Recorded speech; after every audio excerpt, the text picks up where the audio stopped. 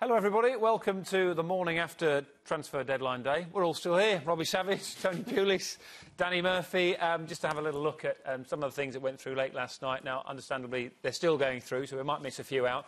But the whole Everton, Manchester United, Wigan triangle worked out right at the end of the day, Danny. We had James McCarthy going to Everton from Wigan for £30 million. We had Fellaini going from Everton to Manchester United for £27 million, and in amongst all that we had Lukaku going to Everton on loan as well. Who, in the end, came out best from all that, do you think? Well, I actually think Everton have done OK. I mean, I like McCarthy, he's energetic, he's a good footballer. Fellaini obviously wanted to leave, so if they'd have kept him, would his heart be in it? And I like Lukaku, I think he's a handful, scored a lot of goals for West Brom last year. Always on the last day, it's a domino effect. A team won't let a player go till they get the cover in, and that's why it's all so exciting. But I think Everton have actually come out OK from that deal, and they've got a few quid in the pocket as well, so I don't think Everton fans will be too disappointed. Just Fellaini put in a transfer request about 8 o'clock, Tony, and then managed just after 11 o'clock to get confirmation of that deal. So it actually happened really quickly at the end of the day. The one thing, like I say, David's got the player that he's wanted, and he knows the player and everything else. The one disappointing thing for me is that David has been at Everton for 10 years. And why these deals couldn't have been done, behind the scenes, all sorted out, and then come forth and just say, yes, the deals have been done. Waiting for the last minute, he's had a great relationship with Bill Kenwright there. And that's most probably the only disappointing thing for me in that respect. As for Fellaini, David knows him better than anybody else. And would you say, Robbie, that these are prices produced by the transfer deadline system? Yeah. You get slightly inflated prices for a number of players if you buy them that late and you're desperate to get them. It's farcical. It should end before the first game of the season. Managers, and as even Tony said in the show last night, that even pre-season you've got 5 weeks to work with your squad, time to integrate them. Farcical. James McCarthy. 30 million, Fellaini 27 million. Very, very expensive for me. But if Fellaini does make the difference to that Manchester United team, you said on numerous occasions in the last 24 hours, Danny, that from what you've seen of the champions so far this season, he is the sort of player who might be worth that amount if he can make the difference. Well, time will tell, but he's different than what they've got. And you can throw him up front if they have an injury or two, or set plays, he's going to be useful. And he's a good footballer as well. And he's got more presence than they've got as well. He's a strong boy, he can put himself about. So for me, he had something different. And what United had to do was get somebody in and try and improve the squad, because everybody else is improving their squad. What do Arsenal fans wake up this morning? I mean, are they delighted? Has their club changed? They'll be absolutely delighted that they've got Ozil, and he's a top player. But like I say, I think they're most probably a little bit disappointed if Giroud gets injured. Have they got a top striker to go in? Is there competition there? And most probably maybe 1 or 2 defenders. So they'll be pleased in a lot of respects with the signing, but maybe a little bit disappointed that they haven't brought 1 or 2 others in. But there is that argument which many have made, Robbie, that they've got those attacking midfielders, and yes, he's a world-class player, but he's similar to some of those they've already got. Well, we've seen the Arsenal fans celebrating it. Imagine if they won something. He's a player.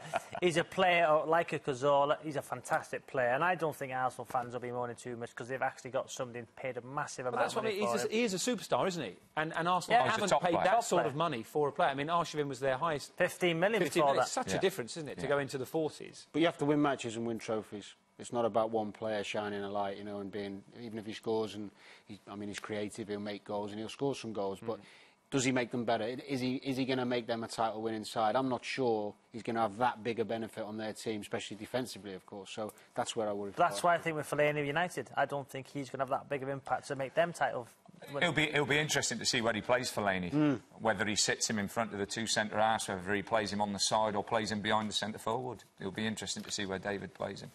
We talked last night to John Motson. He was quite keen to talk about Aston Villa's work in the window. I think Paul's, he was under a lot of pressure before Christmas last year, and he's done a wonderful job there, and he's made some good signings again. And they finished the season so well. They were a young team, full of energy. They looked bright going forward, and they looked as though they were going to score goals all the time. And the players that he's brought in it looks as though he's gone for that same mix again. And has added to the squad and brought a few in mind as well. But the signing Kozak, he was top scorer in the Europa League last season, got him from Lazio, good signing. I asked you last night about who you think's on the best of the transfer window, and all of you said Liverpool. Now, Liverpool fans will be watching this today thinking we've had a fantastic start to the top of the season, the best we've had since the mid-1990s. We've beaten Manchester United at home. These are the men that Brendan Rodgers brought in. They're top of the table. And you think Brendan Rodgers has bought really wisely in the last few days? I do, yeah. I think he's strengthened the squad. I mean, they're already a good side when everyone's fit, but they've got a bit more strength in depth now, so they haven't worried about losing Suarez because they've got Sturridge. You know, they've got centre-halves of quality now. Carragher's retired, he's a leader. They had to replace that. They've gone out and got Saka, who's a top-quality player. They've got more strength, and they look as though they're going to be much more consistent because of that. There's a confidence about the way they're playing at the moment, and long may it continue, because a good Liverpool makes the Premiership better. Good competition now for places all over. If you look at the squad, good competition for places. And I don't think they had that last year. No. Robbie, I mean... Well, I was with Brendan Rodgers on Friday, and he was saying he could just get 1 or 2 more signings. He's really confident. That's what he's done, yeah. Yeah, and that's what he's done. And, you know, added to that list, remember Suarez has got to come back after the 6-game ban. He's only got 2 games more. Yeah. So, yes, people might say they play better without him, but your top players, as Brendan Rodgers, you've got to put them in the team. Where will Sturridge move? But you have to play Suarez. He's that good. Tony, having worked on transfer deadline now for the BBC, when you go back into management, will you view it in a slightly different way? No, it's still the same. You still try and do your deals. You know where you're strong, where you're weak, and you know with certain players, you bring them in. You know they've got 18 months, 2 years with you, and then you've got to move them on, you know, to freshen it all up again. So you're ducking and diving all the time. You never stop. OK, and right, let's imagine a scenario, OK? There's 2 minutes left in the window. There's 2 facts in front of you. You can only sign Murphy or Savage. Who do you go for? Oh, do me a favour. I'd just leave it, I think. Great stuff. Thank you very much. I hope you've enjoyed the programme. Thank you very much for watching as well. Don't forget Football Focus at 11:30 on Saturday. It's a great answer, that. Thank you very much to Robbie, to Tony and to Danny as well. Thank you for watching. Enjoy your day after transfer deadline day. We shall see you all soon. Goodbye.